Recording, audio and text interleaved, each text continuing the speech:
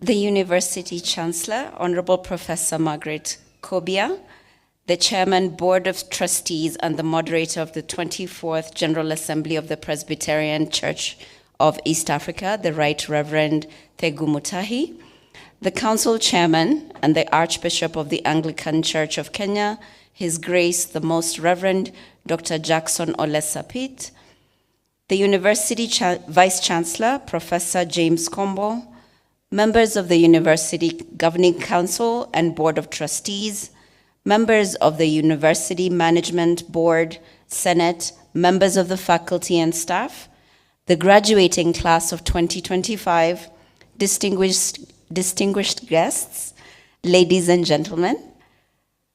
I'm very happy to join you today, and thank you for the kind invitation to speak at this graduation ceremony.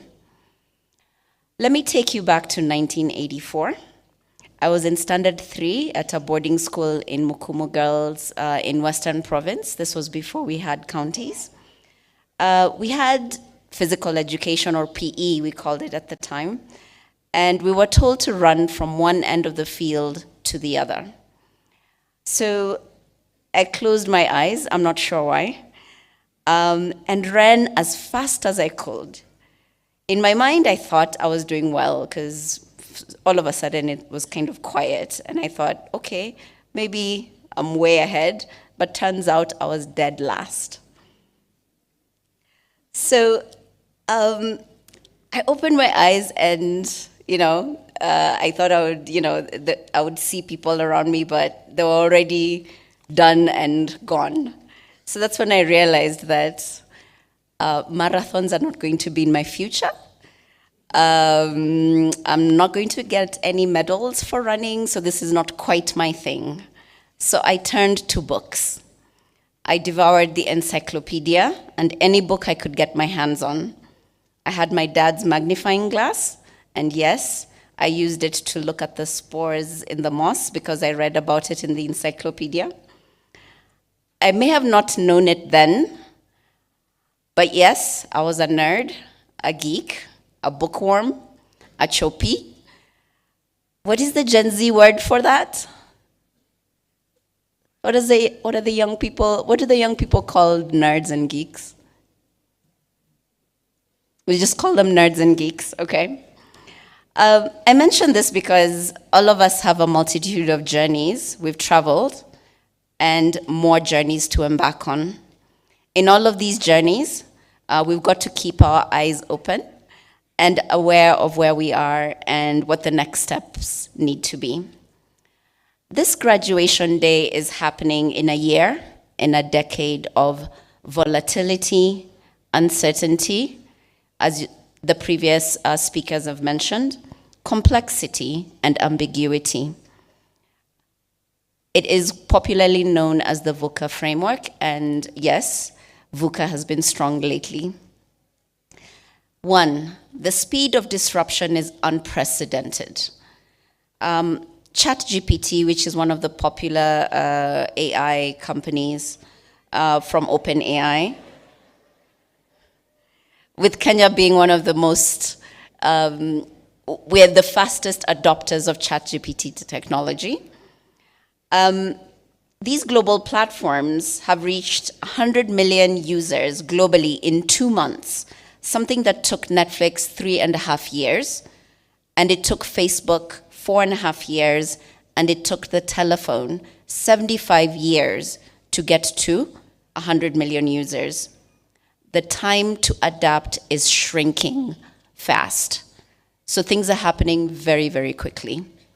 2, predictions on AI or artificial intelligence impact on the job market are divergent depending on the report you read. From the World Economic Forum, it says that there are more than 97 million jobs that are going to be created. But when you read a report from Goldman Sachs, it says the impact is displacement of over 300 million jobs.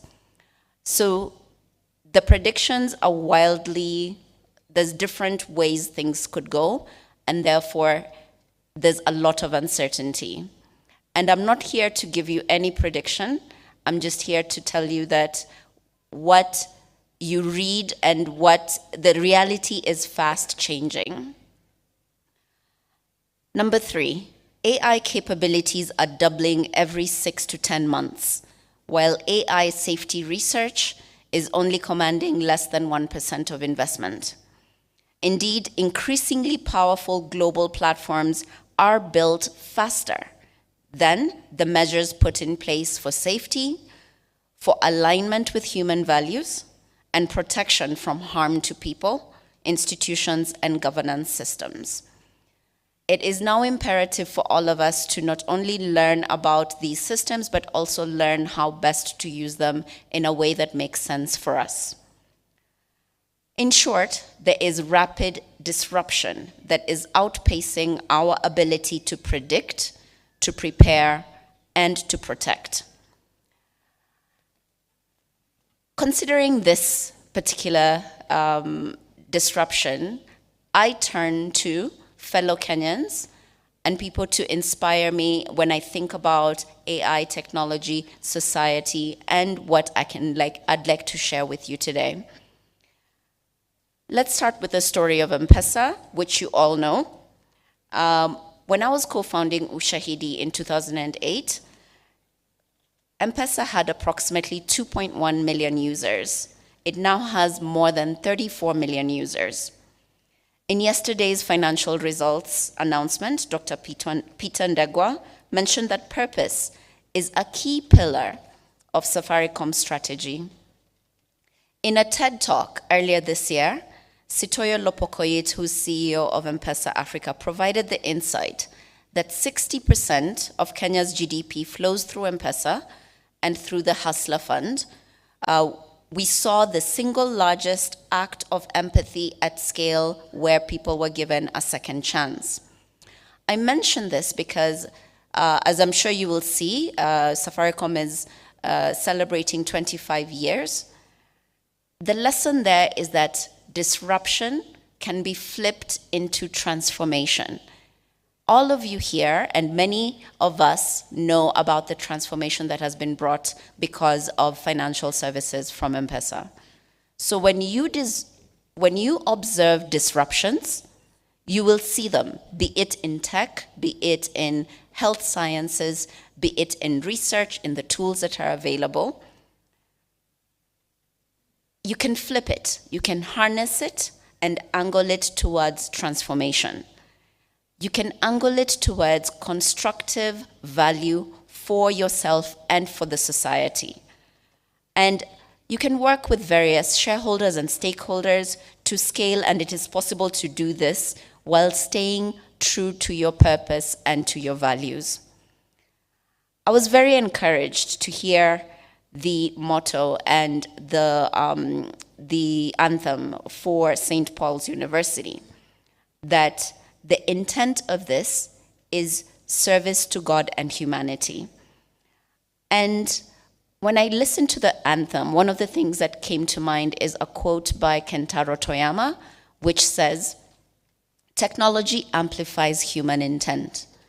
So we are very blessed to be part of this particular community that professes the intent to serve God and to serve humanity, and therefore we can use technology to amplify that intent. The next lesson comes from Nanjira Sambuli, a noted researcher. In her recent appearance at the Doha debates, where she represented Kenya superbly, she emphasizes the need to maintain our agency. She says, Africa cannot afford to be a passive participant in the AI revolution. If we do not shape these technologies with our realities in mind, they will be shaped for us and not necessarily in ways that serve us.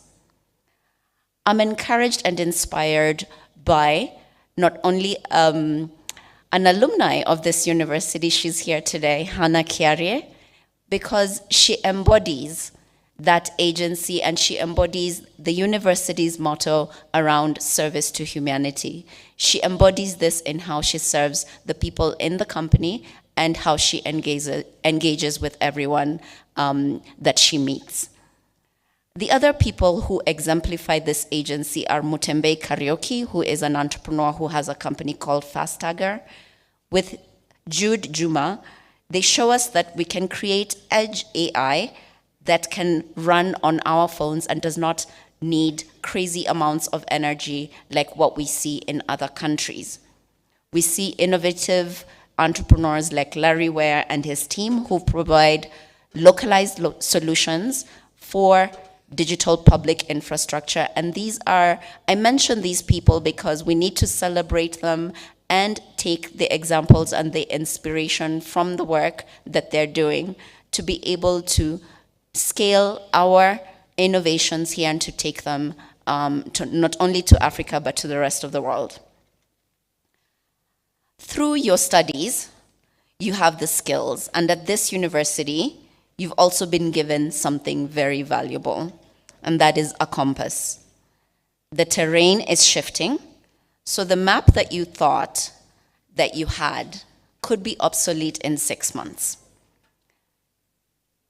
I mention this not to depress you, but mostly to encourage you and to tell you that you've got something valuable, which is your compass, and you can use that to navigate using the values. You can lean on your skills and the community you have created. Keep the connections that you have alive even after this day, as you will need each other to navigate the volatility, uncertainty, complexity, and ambiguity in this world. With moral imagination, you can build technology that matters. You can integrate that technology in your field in ways that matter to you and to your society and to your companies, or whichever field you're in. You can integrate these things in ways that serve and create constructive value. You can innovate and serve the needs in your chosen field. You can fix the issues around you. And last but not least, you can help others along the way as your brothers and your sisters' keeper. The countries that are represented in the graduation ceremony today: Kenya, DRC, Benin, Nigeria, Rwanda, Somalia, South Africa, South Sudan, Sudan, Tanzania, Uganda, Zambia. All of these countries need your attention, your focus, your creativity in order to make our society more resilient. I don't have all of the answers, neither do we, but one thing for sure is we need to become more adaptive and resilient whenever there is volatility and uncertainty. Protect your attention, because there are global platforms that are very good at grabbing your attention. Protect it. Whatever it is you scroll through, pay attention to what it is you're actually looking at, because you don't need to be sitting there scrolling through and after 2 hours, there's not much you've learned, or there isn't much value that you've gotten from these global platforms. And they're very, very good at getting your attention and your data. Protect your data. And always remain the man and the woman in the room with agency and the drive and the creativity and the innovation to make things better.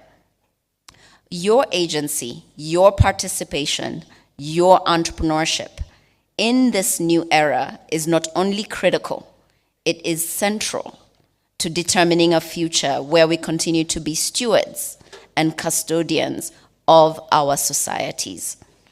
Integrate technology with careful intent, iterate to keep evolving, and let's infinitely learn.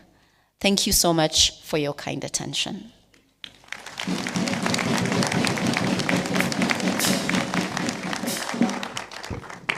That is not enough. Can we appreciate our guest speaker once more? Thank you very much for that inspiring speech, for that encouraging speech that helps us to move from where we are